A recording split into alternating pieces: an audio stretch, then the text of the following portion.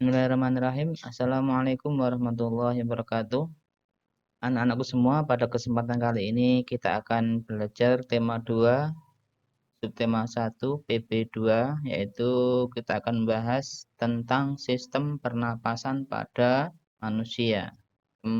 Sistem itu artinya rangkaian, di mana satu dengan yang lain saling berkaitan, tidak dapat dipisah-pisahkan, itu namanya sistem pernapasan. Jadi pernapasan itu mempunyai rangkaian organ-organ yang mana satu dengan yang lain saling berhubungan, tidak bisa dipisah-pisahkan.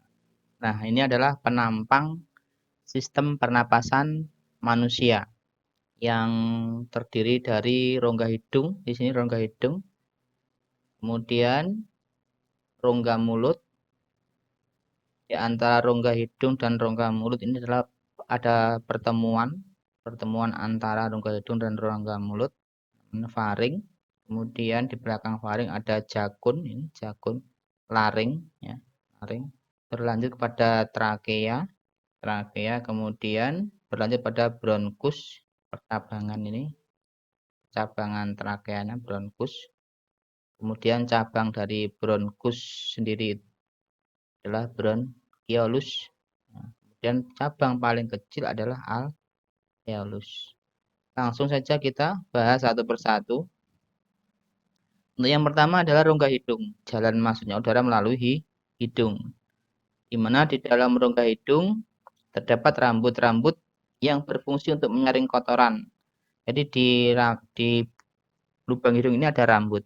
Tentunya kalian juga semua punya. Ada rambutnya, maka jangan dicabuti. Ya. Jangan dicabut, karena itu adalah anugerah dari Allah sebagai penyaring udara. Ketika ada udara kotor yang masuk, itu akan dihadang oleh rambut-rambut hidung itu.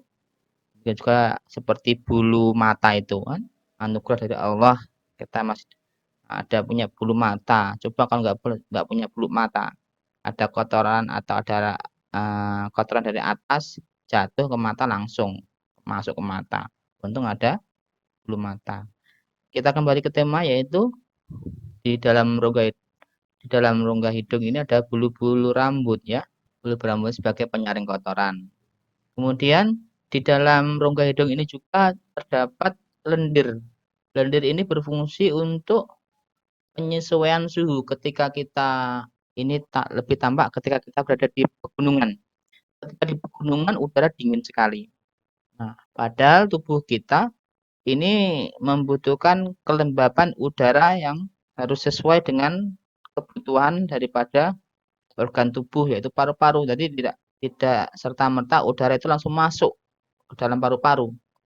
Ketika masuk ke dalam hidung, dia akan dilembabkan oleh lendir-lendir ini, sehingga udara yang di luar dingin setelah masuk menjadi hangat. Kamu bisa merasakan ketika kalian menghirup udara dingin, ketika kalian menghembuskan udara itu menjadi hangat. Seperti itu. Ini adalah hidung. Di organ pertama, organ pernapasan manusia yang pertama yaitu hidung. Kemudian organ pernapasan yang kedua pada manusia yaitu faring.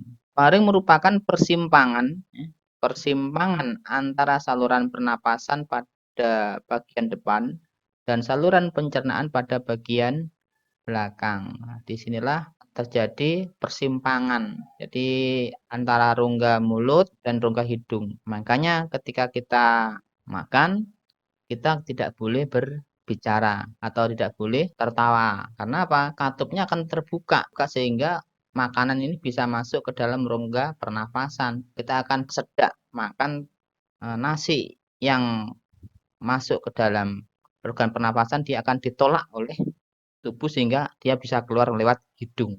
Berikutnya laring. Laring atau tegak atau jakun yang terdapat di bagian belakang faring. Di mana laring itu sendiri terdiri atas susunan tulang rawan berbentuk kotak.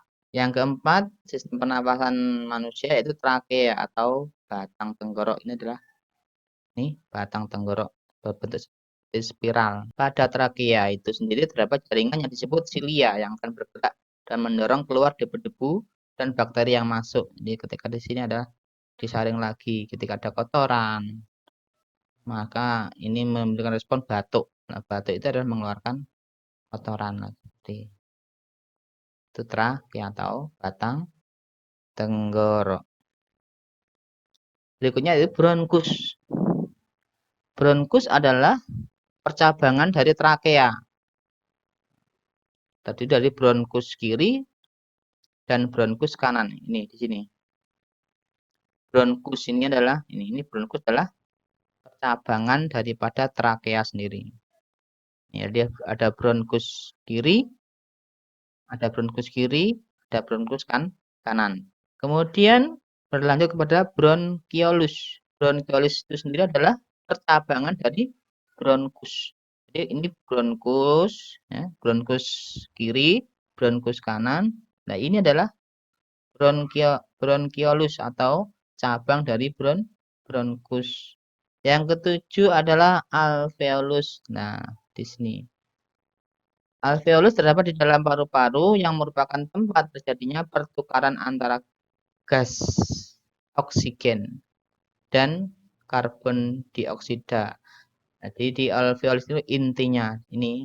Jadi setelah di trakea, kemudian bronkus, bronkiolus, cabang paling kecil sendiri adalah alveolus ini, alveolus.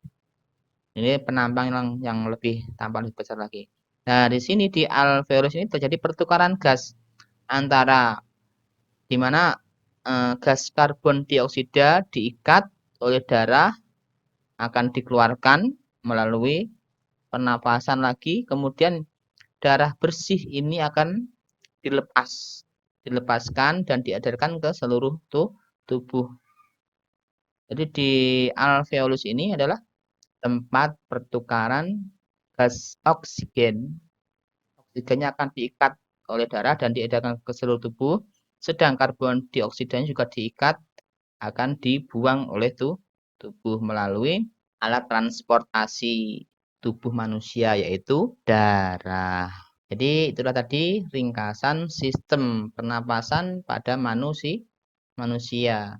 Kita mulai dari hidung, udara masuk melalui hidung, kemudian faring, laring, trakea, kemudian bronkus, bronkiolus, paru-paru, sampai di percabangan paling kecil dari paru-paru yaitu alveolus. Kalau diafragma itu adalah sistem pernapasan perut. Nah, seperti itu.